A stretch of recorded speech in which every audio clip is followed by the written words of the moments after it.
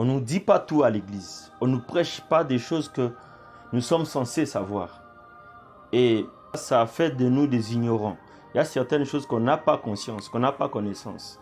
C'est l'une des armes que le diable utilise contre l'église. Il veut que les gens soient abrutis par certaines choses. Lorsque nous ignorons, c'est comme si on est distrait quelque part. Ok? La distraction, c'est juste le fait de faire des choses qui ne sont pas essentielles. Le fait de se focaliser, de prêter son attention sur des choses qui ne sont pas essentielles. Voilà ce qui est en train de se passer dans l'église.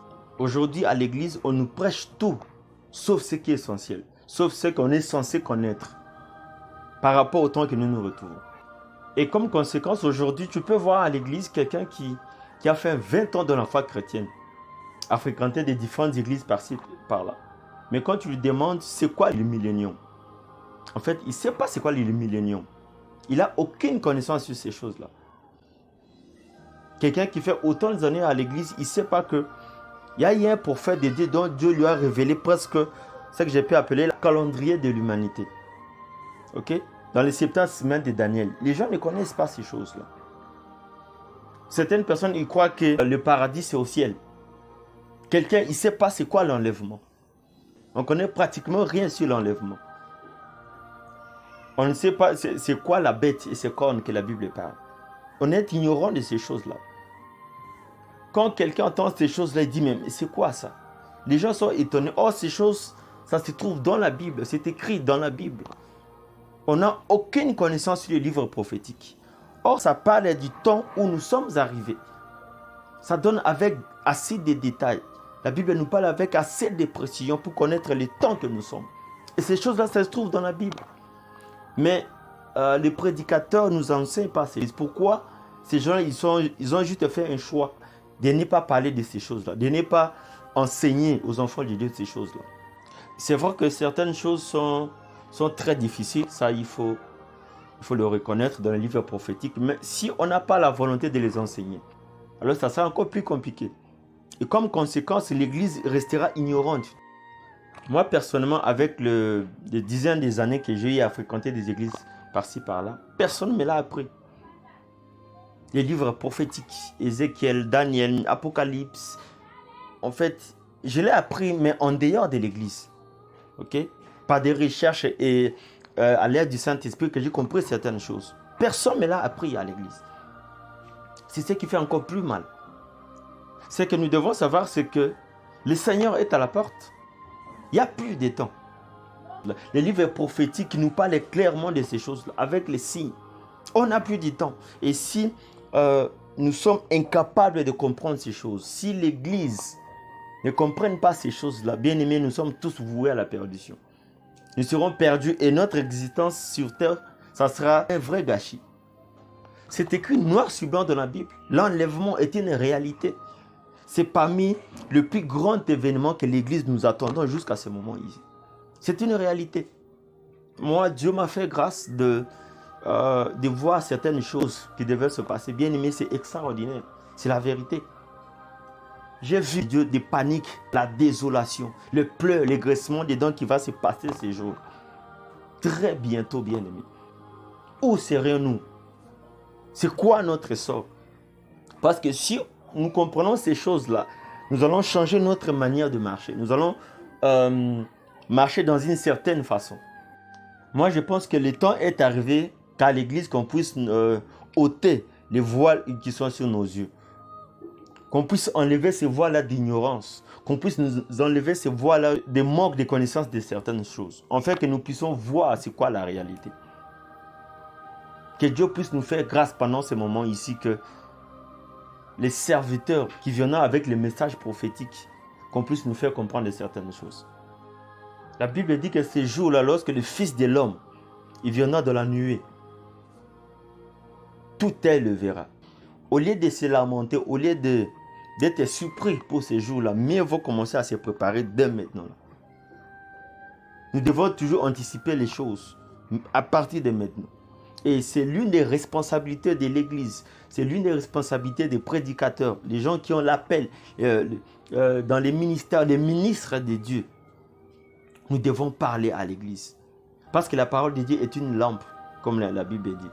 Et on doit nous éclairer par la vérité. Et non que le diable puisse nous aboutir jusqu'à ce niveau ici. J'ai cette grâce-là de parler à beaucoup de gens. Des fois, je demande certaines choses. Tu vois, quelqu'un qui a fait autant des années à l'église, il ignore certaines choses. D'autres disent que non, pas. Ces domaines-là, on ne touche pas. Mais où est-ce que nous allons? Que Dieu nous fasse grâce. Bien-aimé, la réalité est que Jésus revient bientôt. Et lorsqu'il reviendra, bien-aimé, le temps que lui, il nous donne pour nous se préparer, c'est maintenant. Parce que tu ne sais pas ce qui va se passer demain. Tout peut arriver et à n'importe quel moment. On ne sait pas. Voilà pourquoi nous devons toujours nous préparer. Maintenant, là. Nous devons tirer une sonnette d'alarme. Nous devons comprendre. Tout ce que nous pouvons faire, c'est seulement de retourner chez notre Père. Dieu a besoin de nous maintenant ou jamais. Il a besoin de nous maintenant. Peut-être si on s'était éloigné d'une certaine manière, mais l'Éternel nous demande qu'on puisse rentrer maintenant à la maison. Parce que d'ici là, ça sera la nuit. Nous devons rentrer à la maison. Bien-aimé, je ne sais pas si vous pouvez comprendre la joie que le papa du fils prodigue avait lorsque son fils était revenu à la maison. La Bible déclare que lorsqu'il a vu son fils, il a couru vers son fils. Il le a serré entre les bras. Il était tellement content de voir son fils rentrer à la maison. C'est de la même manière que l'Éternel Dieu nous veut pendant ce moment ici prophétique. Malgré que nous avons eu à dépenser de l'argent chez les prostituées, on a fait n'importe quoi, on a gaspillé ce que notre Père nous avait demandé, mais nous avons eu une seconde chance de revenir à lui. C'est possible d'aller de gauche à droite. C'est possible de se perdre par rapport à la dimension humaine que nous avons, l'imperfection. Dieu connaît ces choses-là. Mais il nous demande de rentrer maintenant parce que nous sommes dans le temps du soir. Parce que d'ici là, la porte sera fermée. Alors nous devons être à la maison. Très bientôt, Rebecca, il verra Isaac de loin. Et il va descendre de son cheval, en fait, d'aller vers lui pour le mariage. Notre Isaac, d'ici là, il va se manifester. Maintenant, c'est que notre part, nous les Rebecca, les vierges, ça sera d'aller vers lui à sa rencontre, de se préparer, de parer comme une épouse qui est prête, d'aller vers lui pour sa rencontre. Et toi qui n'as pas donné encore ta vie à Jésus, voici les moments. Tu n'auras pas toujours assez de temps pour ces choses-là. Donne ta vie au Seigneur Jésus, qui puisse être ton Seigneur et ton Sauveur. Voici les moments. Et toi aussi qui as déjà donné ta vie à Jésus, c'est maintenant le moment de revenir à lui et d'assainir encore ta voie, ta façon de marcher. Mais il n'y a rien de pire au monde que de mourir sans Jésus. Il n'y a rien de pire dans cet univers que quelqu'un qui meurt en dehors de Jésus. Car en dehors de Jésus, ce n'est que la mort éternelle. Ce n'est que ça. Mais le moment est propice. Le moment nous est donné pendant ce temps ici de la grâce que nous nous retrouvons.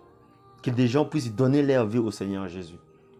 Bien-aimés frères et sœurs, toi qui me suis en ce moment, toi qui as cette grâce-là, au travers de cette vidéo, d'entendre encore la voix de l'Éternel, reviens à la maison. Dieu a encore besoin de toi. Vis ta vie et réjouis-toi de ce que l'Éternel t'a donné. Mais surtout, n'oublie pas ton Créateur. Ton salut est la chose la plus importante de ta vie. Alors, veille sur ces choses-là.